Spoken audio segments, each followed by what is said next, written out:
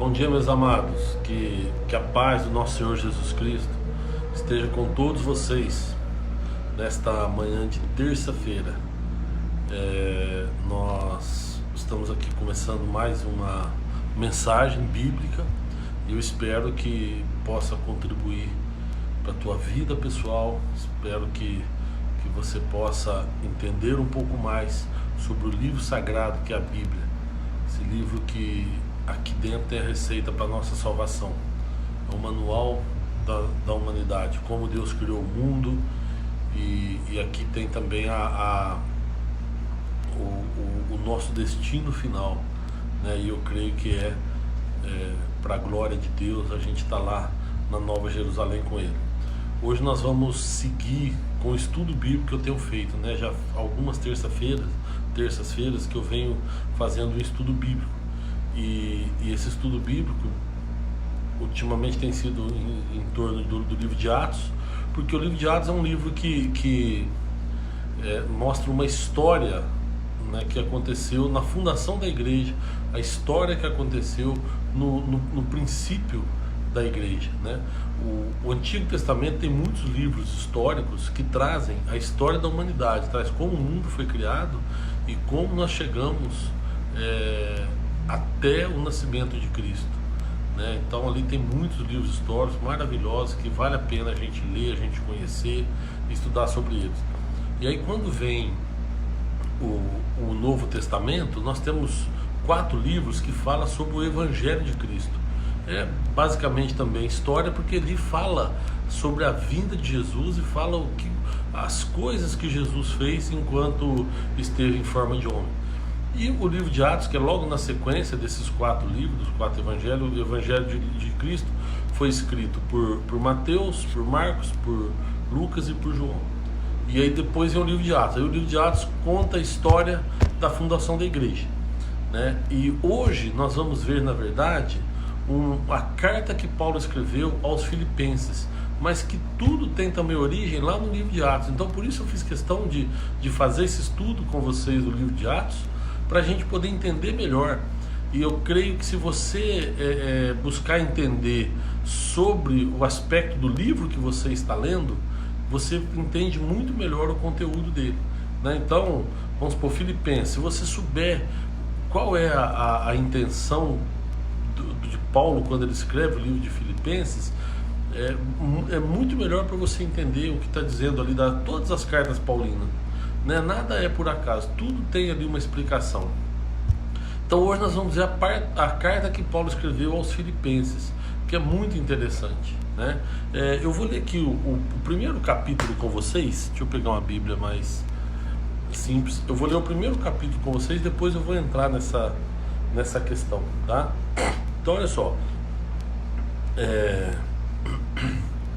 Paulo e Timóteo, servos de Cristo Jesus, a todos os santos em Cristo Jesus que estão em Filipos com os bispos e diáconos. Uma coisa interessante, todas essas epístolas ou cartas a gente tem que ler como cartas. Então, carta que Paulo escreveu aos Romanos, carta aos Coríntios, carta aos Gálatas, e aqui é uma carta aos Filipenses. Então a gente tem que entender que Paulo está escrevendo realmente uma carta para eles, né? Então ele fala assim: olha, agradeço ao meu Deus toda vez que eu me lembro de vocês, em todas as minhas orações em favor de vocês, sempre oro com alegria por causa da cooperação que vocês têm dado ao Evangelho, desde o primeiro dia até agora. Estou convencido de que aquele que começou a boa obra em vocês vai completá-la até o dia de Jesus Cristo.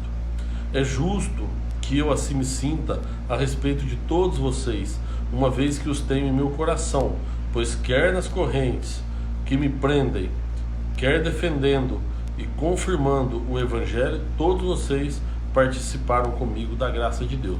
Vou dar uma paradinha aqui. Paulo escreve assim, ó, quer nas correntes que me prendem. Aí eu quero chegar no contexto para vocês entenderem aqui onde é que nós estamos. Lembra que nos vídeos passados nós estávamos falando sobre as viagens missionárias de Paulo? Então, Paulo, ele fez a primeira viagem missionária quando ele esteve ali na Galácia, e ele ali fundou muitas igrejas, né? E muitas pessoas se converteram através do testemunho dele. e depois ele volta para Antioquia.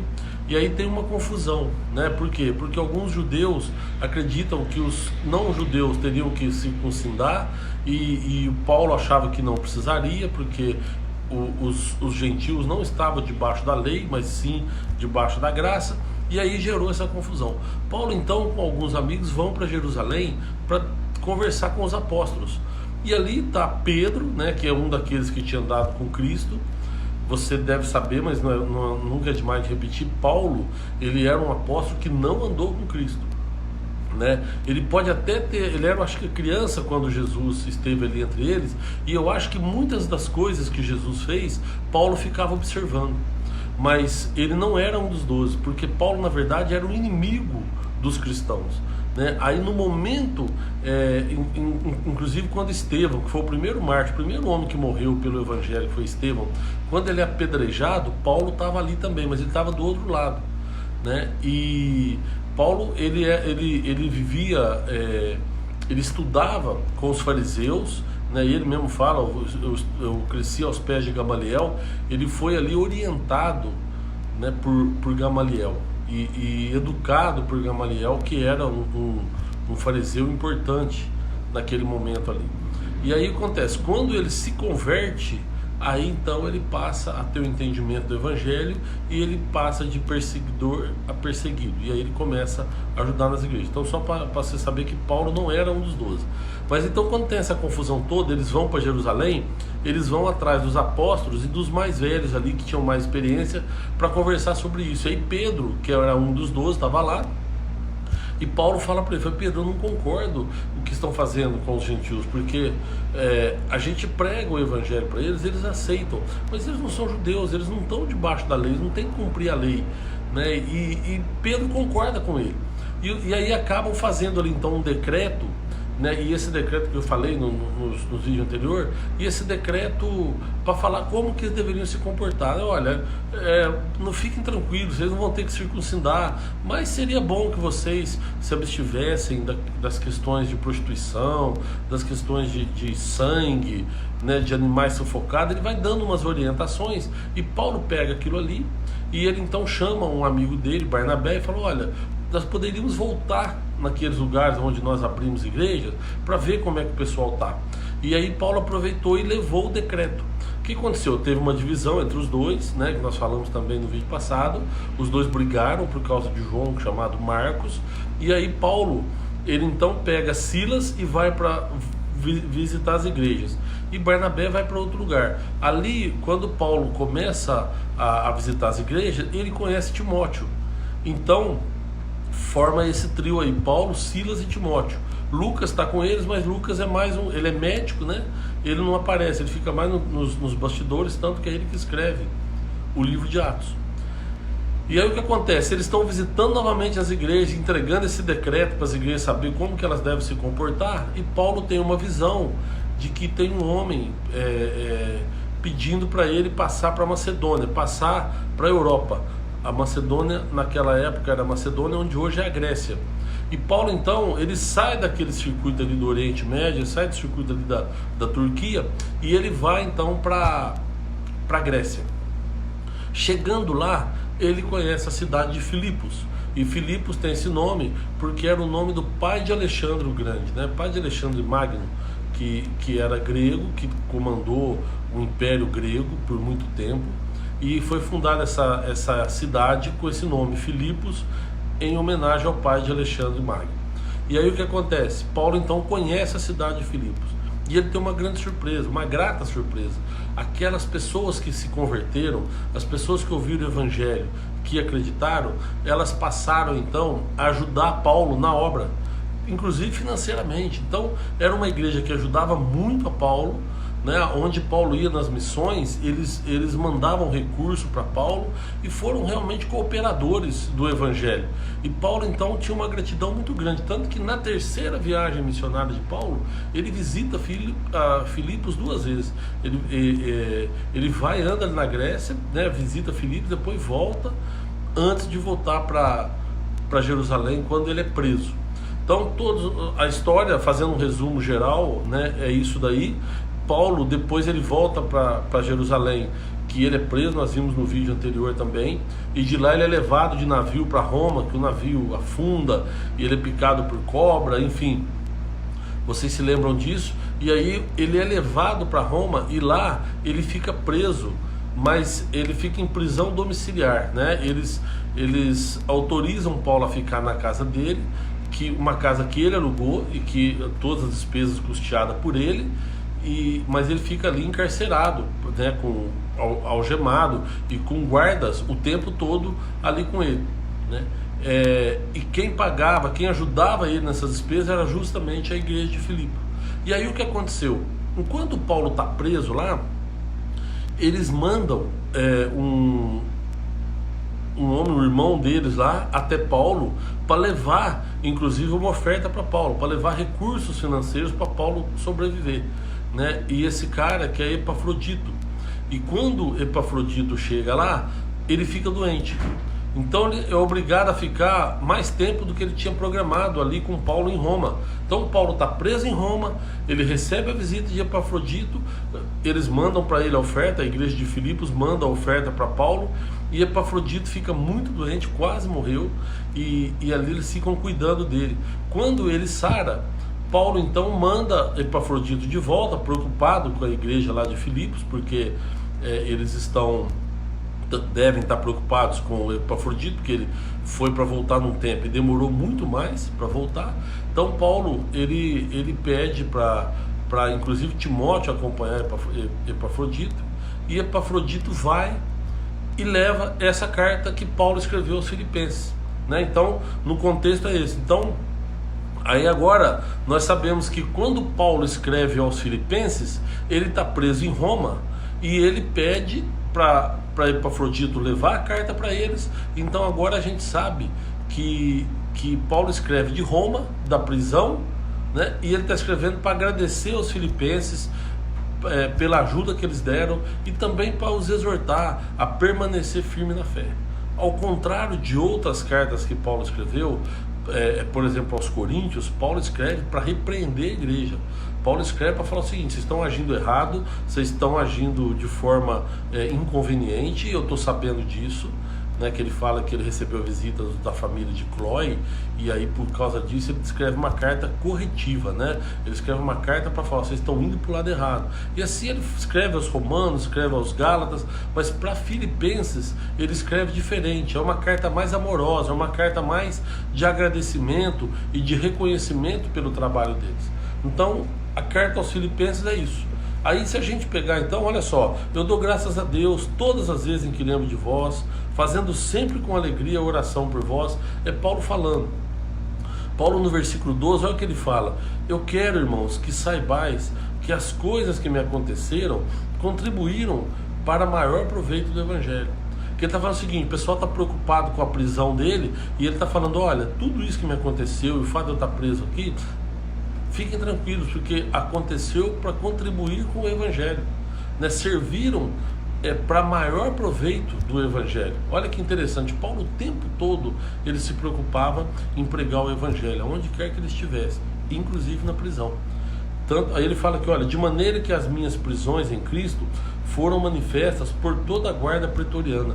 Então toda a guarda do palácio ficou sabendo do Evangelho de Cristo. Por quê? Porque eles se revezavam, e cada vez que tinha um guarda novo, Paulo falava do Evangelho de Cristo para ele.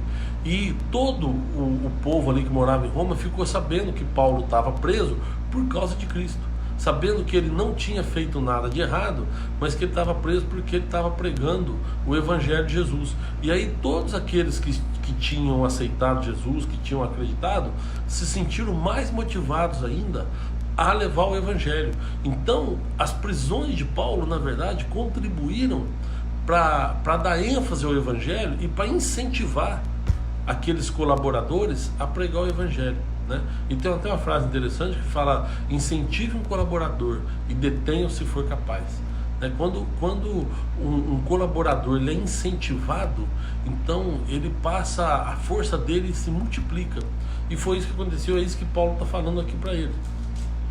E aí Paulo vai escrevendo para eles. Eu quero chegar na parte em que ele fala de Epafrodito, que está no capítulo 2, Olha só, a partir do 19 ele fala assim, ó: espero no Senhor Jesus que em breve vos mandarei Timóteo, para que também eu esteja de bom ânimo, sabendo dos vossos negócios, porque ninguém tem de igual sentimento que sinceramente cuide do vosso estado. Ou seja, Paulo está falando o seguinte: eu vou mandar Timóteo porque eu quero saber de vocês, como vocês estão também. Então em breve eu vou mandar. E ele fala: porque todos buscam o que é seu e não o que é de Cristo Jesus.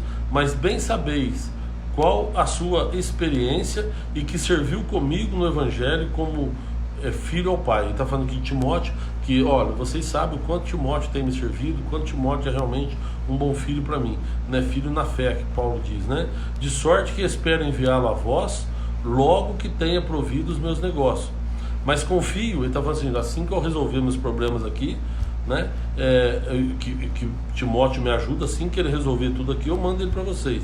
Mas confio no Senhor que eu também mesmo, em breve, vou aí com vocês. Aí ele fala assim: olha, julguei contudo necessário mandar-vos Epafrodito. Então olha só, o que eu disse foi o seguinte: Timóteo ele vai depois, ele não vai junto com Epafrodito. Eu falei que Paulo mandou Epafrodito e manda Timóteo, né? Mas Timóteo vai depois. Ele só mandou Epafrodito. Fala assim: olha, julguei contudo necessário mandar-vos Epafrodito, meu irmão e cooperador e companheiro nos combates, e o vosso enviado para prover as minhas necessidades. Então Paulo está falando aqui, estou mandando de volta Epafrodito, que é meu irmão, meu companheiro, e que inclusive vocês é que enviaram para mim aqui, para me ajudar, para prover as minhas necessidades, porquanto tinha muitas saudades de vós, todos, e estava muito angustiado de que tivesseis ouvido que ele estivera doente. De fato, ele esteve doente e quase à morte, mas Deus se apiedou dele, e não somente dele, mas também de mim, para que eu não tivesse tristeza sobre tristeza. Paulo então está falando aqui: olha, se vocês ouvirem falar que ele esteve doente, realmente ele esteve doente, quase morreu, mas Deus teve piedade dele e de mim, porque se ele morre eu ia ficar muito triste. É isso que Paulo está falando. Por isso vos enviei mais depressa, para que vendo-o outra vez vos regozijeis e eu tenha menos tristeza.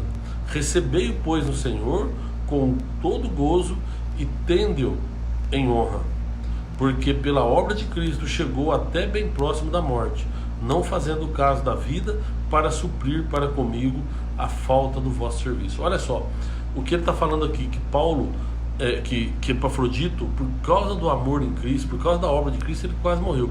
Provavelmente ele deve ter passado por muitas situações, de Filipos até Roma, né? Sei lá se ele foi agredido ou se ele foi perseguido, o que aconteceu.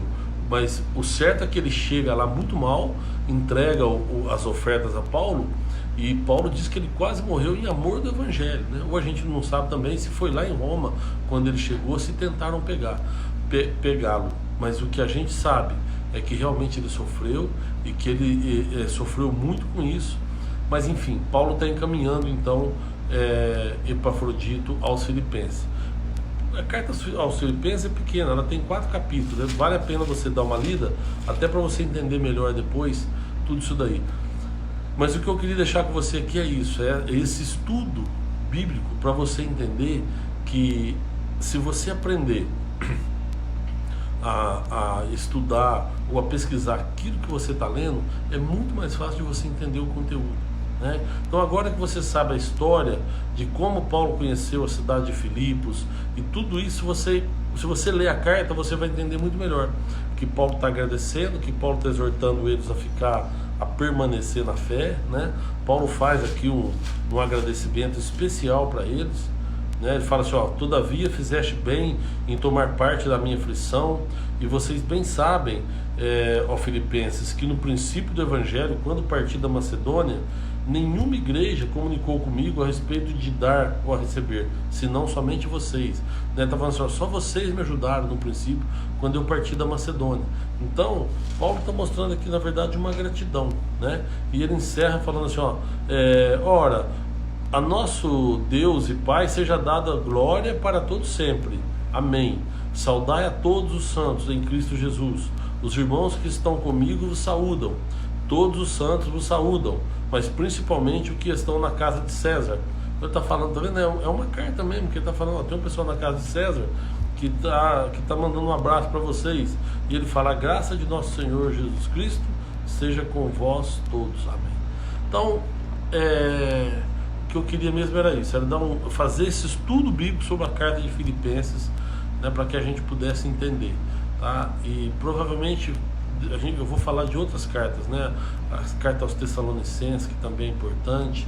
Enfim, eu gostaria de toda terça-feira a gente trazer um estudo para facilitar a leitura da Bíblia, tá bom? Se você quiser, nós temos um livro chamado Beabá da Bíblia, né? Se você quiser depois, manda para mim, eu pedi o endereço e a gente manda para você sem custo, tá? Eu tenho esses livros, foi eu mesmo que escrevi, foi o primeiro livro que eu escrevi de uma série de 7 já publicados, tem o 8º, tá lá na editora, né? E o 9º eu estou escrevendo agora, acho que é isso, são 8 livros publicados, eu acho, e o 9º eu estou escrevendo agora, e o primeiro deles foi o Beabá da Bíblia, que conta com simplicidade um resuminho de cada livro da Bíblia, tá? Se quiser depois manda aí um ok, e aí a gente manda, se quiser mandar inbox, que chama, né, no particular, aí eu mando para você no Messenger lá, naquele lugarzinho de mensagem, pode mandar lá também, e eu mando para você, tá bom? Que Deus abençoe. Vamos fazer uma oração? Senhor, nós queremos te agradecer, Pai, por esse momento que nós tivemos juntos aqui. Pai, eu te agradeço por essa tecnologia que a gente possa usar em favor do Evangelho, Pai. Hoje todos nós sabemos como a tecnologia avançou pelo mundo e sabemos que tudo isso teve permissão do Senhor, mas muita gente, Senhor, usa isso de forma contrária, e eu agradeço o privilégio de poder usar essa tecnologia em favor do Teu Evangelho.